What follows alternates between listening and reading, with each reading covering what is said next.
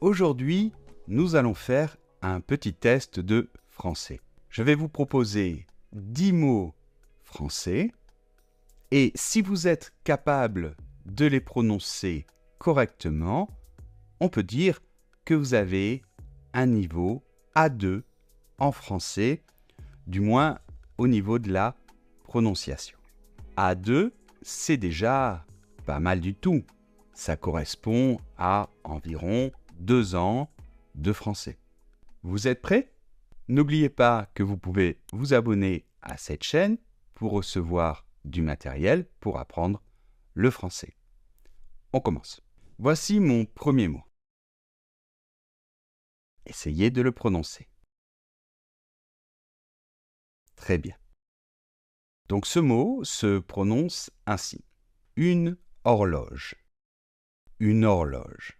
Quelles sont les difficultés dans ce mot et pourquoi j'ai choisi ce premier mot? La première chose, c'est le H du début. Quand un mot commence par un H au début, il peut s'agir d'un H muet ou d'un H aspiré. Dans ce cas, il s'agit d'un H muet. C'est-à-dire que cette lettre n'a aucune incidence sur la prononciation ou quoi que ce soit. On va donc dire une horloge, des horloges avec la liaison, etc. La voyelle O ne pose généralement pas de problème. Par contre, on a la lettre R. Faites attention, la lettre R se fait à ce niveau-là en français comme des gargarismes. Or, horloge. Finalement, attention, rappelez-vous, on ne prononce pas le final, par contre on entend un j. Ce son est un peu difficile, il ressemble un peu au ch fort de chocolat, mais on va laisser passer l'air davantage. Donc de ch, de chocolat, ça devient j, de j.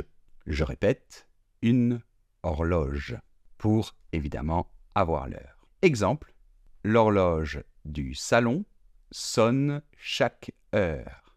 Voici le deuxième mot. Pensez-vous l'avoir prononcé correctement? Il se prononce ainsi. Fourmi. Il y a plusieurs choses intéressantes dans ce mot. Déjà, au niveau de l'orthographe, faites attention, ça se finit en i, même si c'est féminin. Une fourmi. On retrouve le R dont on a parlé avant, et les lettres O plus U forment le digramme, c'est-à-dire un son, voyelle, qui s'entend ainsi. OU, d'accord? Donc en français, pour former le son très commun OU, comme dans boot en anglais, eh bien, nous avons besoin de 2 lettres, O et U. Ça forme donc un digramme. Fourmi. Fourmi. Exemple, une petite fourmi grimpe sur la branche. Troisième mot, le voici. Attention. Vous l'avez bien prononcé? On le prononce ainsi. Arbre. Arbre. Ici, la difficulté va être encore une fois la lettre R et le E final qui, je vous le rappelle, est muet. Arbre. Écoutez bien le son R. Il se fait ici. Ar, bre. Je sais que ce son R après la consonne B est encore plus difficile à faire. Donc, ar, un R après une voyelle, et puis bre, un R après une consonne. Je répète, arbre. Le vieux chêne est l'arbre le plus grand du parc. Voici mon quatrième mot. Attention, il est un peu plus difficile. Bien, ce mot se prononce ainsi. Citrouille. Je répète, citrouille. Alors, on retrouve encore la difficulté du R, mais on retrouve aussi quelque chose de difficile à la fin. Citrouille, ouille. On peut décomposer comme ceci. La première partie, c'est si. Ça ne pose pas trop de problème. Après, on a trou, comme un tronc. J'ai déjà parlé du R, j'ai déjà parlé du digramme OU. Mais à la fin, on a le son y, comme les yeux, y. On retrouve très souvent ce son en français, écrit avec 2 L après un I ou avec un Y. Exemple, ye, ou bien travailler, ye. D'accord? On l'a aussi dans un yo-yo, y. Donc je répète, citrouille, citrouille. On voit écrit un I et pourtant on n'entend pas de I. Citrouille, citrouille. Nous avons utilisé une citrouille pour Halloween. J'aime beaucoup la purée de citrouille. Voici mon 5e mot. Pas très difficile, mais attention quand même. Déjà, on a un accent aigu sur le premier E. Ceci fait que nous allons le prononcer ainsi. Et. Ensuite, CH en français se prononce ch. Écharpe, écharpe. Attention, on ne prononce pas le E final. Une écharpe. Il fait froid, n'oublie pas ton écharpe. Voici le prochain mot qui est un peu plus difficile. Ce mot se prononce ainsi. Oiseau. Oiseau. Et j'aimerais un petit peu parler de la combinaison du digramme O plus I. Donc ce digramme se prononce ainsi. Oua. C'est un peu comme avoir le son OU suivi du son A. Et si on dit ces 2 sons très rapidement, on fait OUA. OUA. Donc oiseau. Je signale aussi que le trigramme EAU se prononce O en français. Donc, oiseau. Le S étant entre 2 voyelles, on prononce un S sonore. Z. Oiseau. Un bel oiseau chante dans le jardin. Voici le mot suivant.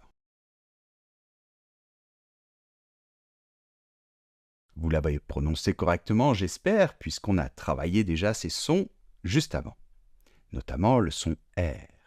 Et j'ai dit que le E final ne se prononçait pas. On a donc le mot tortue.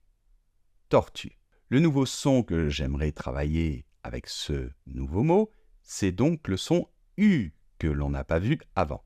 Le son U pose pas mal de problèmes aux apprenants de français. J'ai une petite astuce pour le faire, c'est de faire un petit peu comme un O, de mettre la bouche dans la position d'un O, mais en même temps, vous allez essayer de faire le son I, d'accord? Donc on est là, O, vous ramenez un petit peu la langue donc vers l'arrière, et on a donc U. U. Voici donc notre mot, une tortue. La tortue avance lentement, mais sûrement. Voici le mot numéro 8. Dans ce mot, il y a plusieurs choses intéressantes. Il se prononce ainsi. Bijou. Bijou. Premièrement, le X en position finale ne se prononce pas. La première partie, bi, ne pose pas de problème, je pense, mais après on a donc joue. Attention à ce son j. On retrouve ce son en anglais dans le mot jazz, par exemple, mais sans le son D devant, d'accord? Jazz, cette partie. Et comme je vous l'ai déjà dit, la lettre O et la lettre U ensemble forment le son OU. Nous avons donc bijoux. Exemple, elle porte de magnifiques bijoux en or. Voici l'avant-dernier mot. J'espère que maintenant, vous le prononcez presque parfaitement. La première partie, c'est ch, comme dans chocolat. Mais on n'a pas la voyelle O, mais la voyelle E. Cette voyelle pose certains problèmes. Alors, pourquoi c'est E et pas E ou E? Eh bien, parce que le E n'a pas d'accent. Plus d'autres raisons, je vais passer sur les détails. Ce son E est fondamental en français. Vous devez le prononcer avec la bouche un petit peu arrondie, comme ceci. E. D'accord? Et vous savez que le E final ne se prononce pas. Nous avons donc une chemise. Vous avez bien prononcé le S comme un S sonore puisqu'il est entre deux voyelles. Z. Chemise. Il a mis sa meilleure chemise pour l'entretien. Et voici notre dernier mot. Dans ce dernier mot, nous allons voir deux nouvelles choses. La lettre V qui se prononce ainsi en français. Va, va.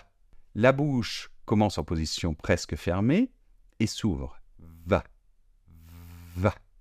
O et I forment le diagramme qu'on a déjà vu. Wa. Le S entre deux voyelles se prononce sonore. Z. Et après, nous avons une voyelle nasale, c'est-à-dire le son 1. 1. Ce son se forme avec un digramme I suivi de N. Pourquoi on dit que c'est un son nasal? Parce que ça vibre au niveau du nez ici. On a l'impression que le son se forme un petit peu plus au niveau du nez. Il existe d'autres voyelles nasales en français que l'on pourra voir dans une autre vidéo. Donc pour faire cette voyelle nasale, vous faites un peu comme le son E, E accent grave, E, mais vous essayez de le faire vibrer un peu plus au niveau du nez. Au lieu de faire E, vous faites plutôt 1, 1. D'accord? Je répète, voisin. Mon voisin a toujours de bons conseils à donner. Si vous voulez apprendre le français, vous pouvez commencer par nos deux cours totalement gratuits. Il y en a un pour les débutants et un autre pour les niveaux intermédiaires ou avancés. Et pour les plus motivés d'entre vous, je pense que vous le savez déjà, nous avons des cours avec d'extraordinaires professeurs et nous avons aussi des cours à faire de manière plus autonome où je vous explique tout à travers des vidéos, des fichiers audio et des PDF. Je vous souhaite une excellente journée, prenez soin de vous et à bientôt.